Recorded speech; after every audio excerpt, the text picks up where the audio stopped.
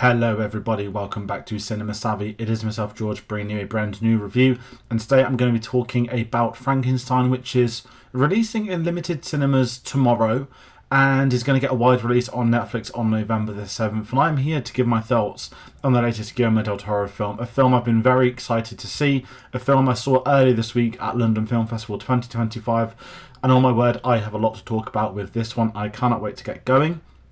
Before I do want to hear from people watching at home. If you plan on watching this film, let me know your thoughts through the comments. I'm not going to do spoilers on the new version. I also want to hear if you've seen it, if you enjoyed it, if you didn't, if you're hoping to see it at cinema and they're not showing it. I will talk about the cinema experience and Netflix's release pattern with this a little bit later too. But I am very excited to talk about this, and if I'm allowed to say this in this video, we are obviously covering London Film Festival. I am home now. He had a very insane Saturday, recording like 4 reviews, editing, scheduling them, so everything flowed okay on the channel. But I got back last night, Wednesday, here in the UK. I've got a lot of films to review. I've done all my thumbnails, my intros, all that sort of stuff, and now I am here to do the best I can and give my thoughts on them.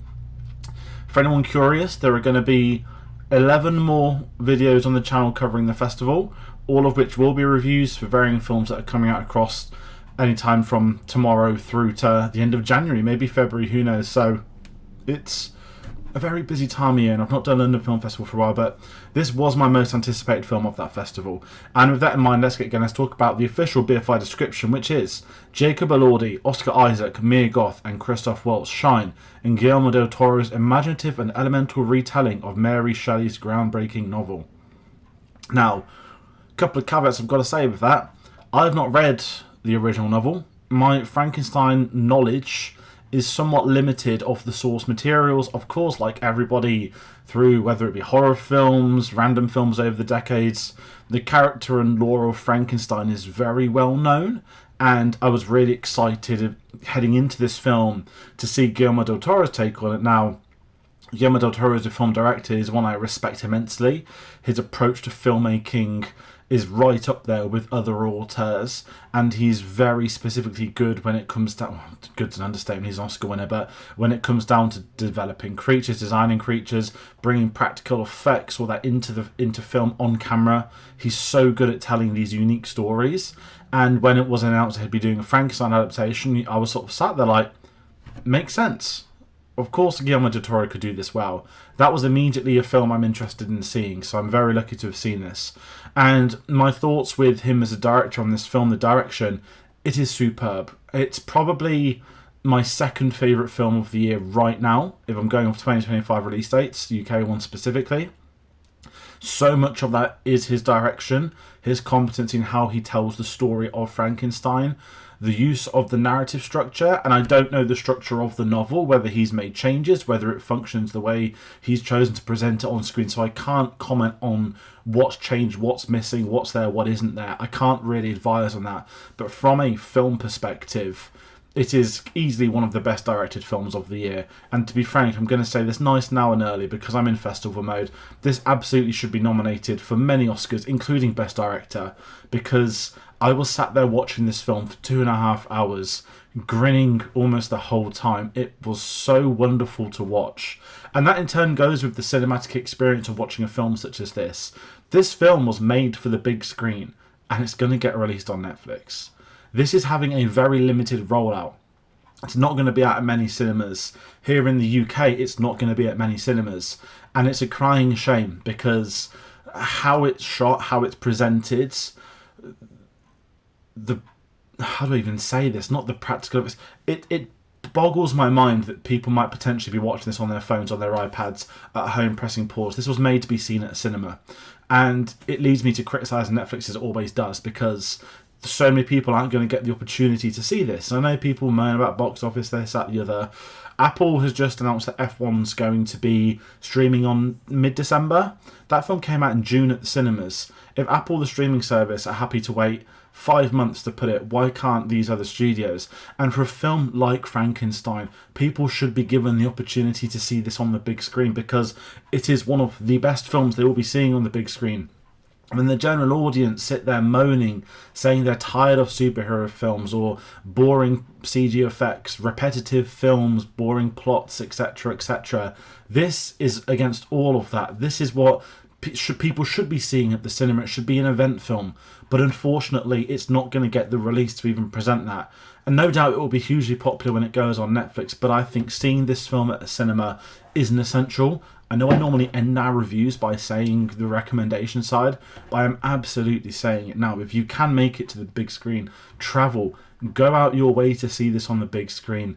It is one of the best looking films of the year for that alone and many other reasons. A phenomenal cast, which I'm going to start talking about too. So Oscar Isaac in the leading role of Victor Frankenstein. Oscar Isaac, who delivers a great performance and can do, surprisingly, a very great British accent. That really took me by surprise. You never know how it's going to go with American actors. I know that's the same for any actor doing any accent, but Oscar Isaac in this, I thought he's great. He's so good if you look at his roles when the characters he can play become dedicated, and he is so great at playing characters obsessed with things. And that's something we can see in his early days, even going back to some of his other work. He is so good in this role, and I didn't know how he'd be in the leads, but I loved him in this. He looks phenomenal at different times, at different parts of the story, and I believe him. And Frankenstein's a film that comes down to parenting problems as such. It's not just about the monster, it's about the experiences of life itself. And Oscar Isaac does a phenomenal job in bringing in that message as part of it. It's great to see him working with Del Toro. I don't know if they worked together before, but him in the leading role I loved. We have Jacob Elordi playing the role of the creature. Now, I've not seen Jacob Elordi in a lot of things. I know he was in the Sofia Coppola not the Elvis film. He played Elvis in the film Priscilla. He was in that, of course. I've seen him in Saltburn, a couple of other things. I've not seen the HBO show that everyone watches. Everyone's waiting for. That will come back to me eventually. So I will say with his performance, I think he's good. I know he took on the role very last minute. It was meant to be Andrew Garfield.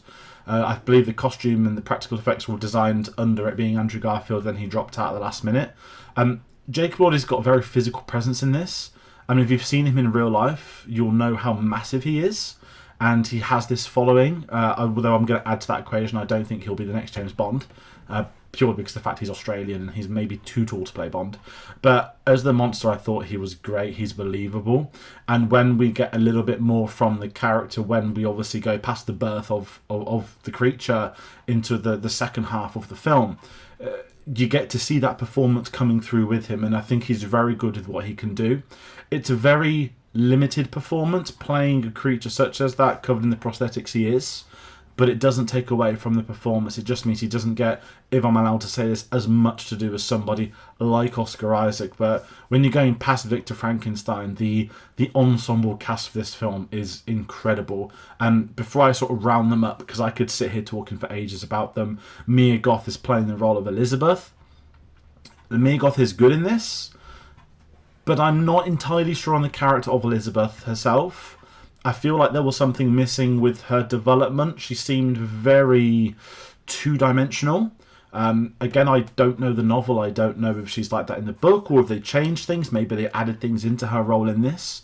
I think she's very likeable on screen. She looks perfect for a Guillermo del Toro film. When you're seeing her in those sort of 19th century outfits on these incredible sets that have been built for this, she absolutely appropriately fits that kind of era and should be in a lead role.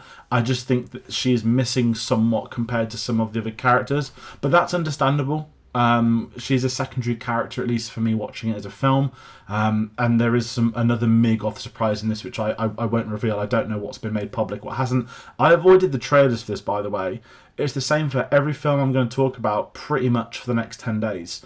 I've almost avoided the entirety of marketing campaigns, so I very rarely know what hasn't been shown already. But I'm just going to very quickly talk about a couple of other actors I'd like to. Lars Mikkelsen, aka Grand Admiral Thrawn. He is great in this. It's great to see him in a Hollywood production being allowed to speak in native language too. And obviously when there are bits of him in English, it's Thrawn. He has a phenomenal voice. I remember he was like that in Sherlock too. We have Christoph Waltz, who is Also great in this. I'm just going to continue praising these supporting cast members. Again, my unfamiliarity with the source material, I really liked Christoph Waltz in this one. You kind of know what you're going to get with him. He's a very charming performer. In any role he has a certain personality that comes into his characters. He's got a fantastic screen presence in anything he's in. Then we've got Charles Dance, an immortal British actor, who immediately is in the role that he should be playing in this. He'll always be Tywin Lannister to me, I'm afraid, and Tywin Lannister he plays.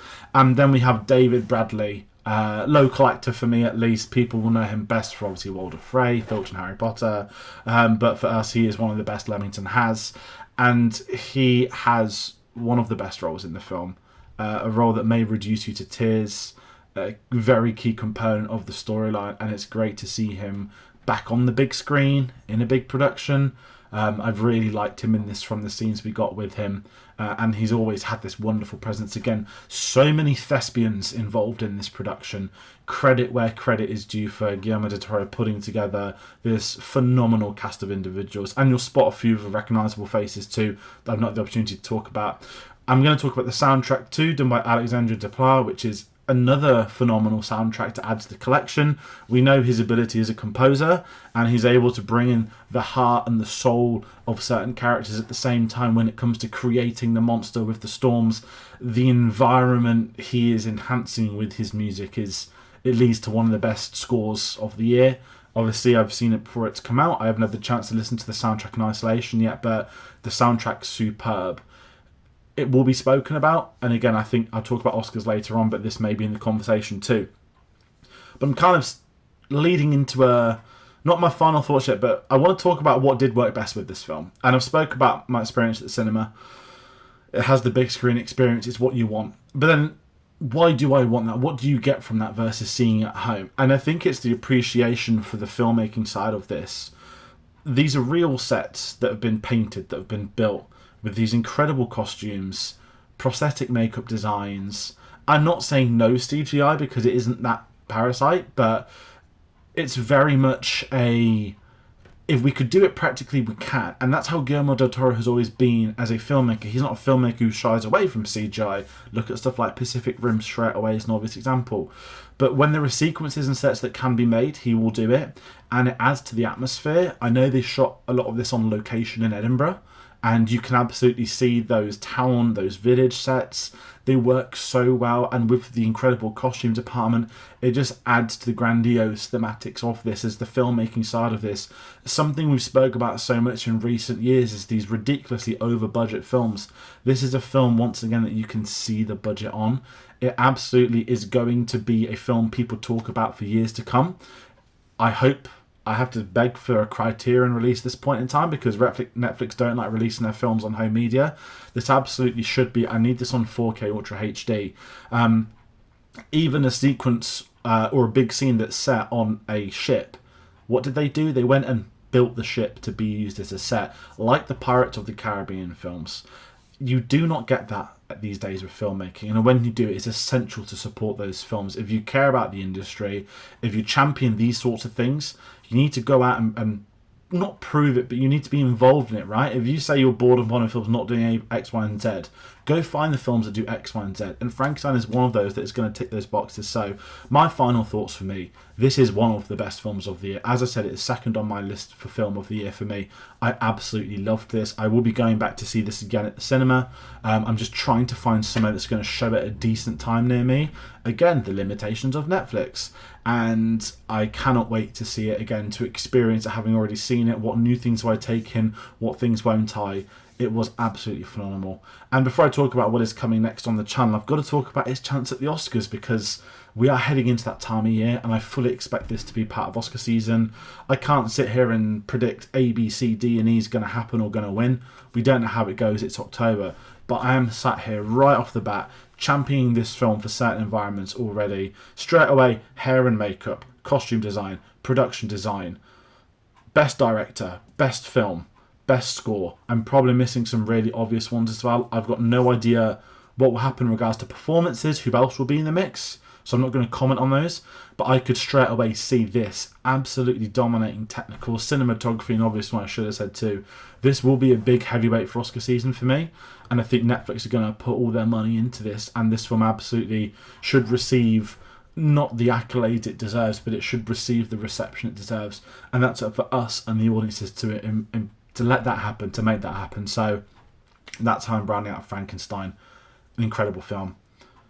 And it's a weird to end up. I've been very glowing in this. I've got like 10 more reviews, so I'm not doing them all today. I'm going to do a couple more today. But you might be thinking, what is next? Well, the next review going up is going to be Roofman. Yes, it's released tomorrow when this goes up here in the UK. It showed at the film festival. I'm going to be recording that just after this one, and that review is going to go up next. So each LFF review I will round out with the film to expect next and why I'm picking that. So yes, Roofman just in time for its UK release date. But that is me rounding out for now. Thank you all so much for watching. Take care, and I'll see you on the next one.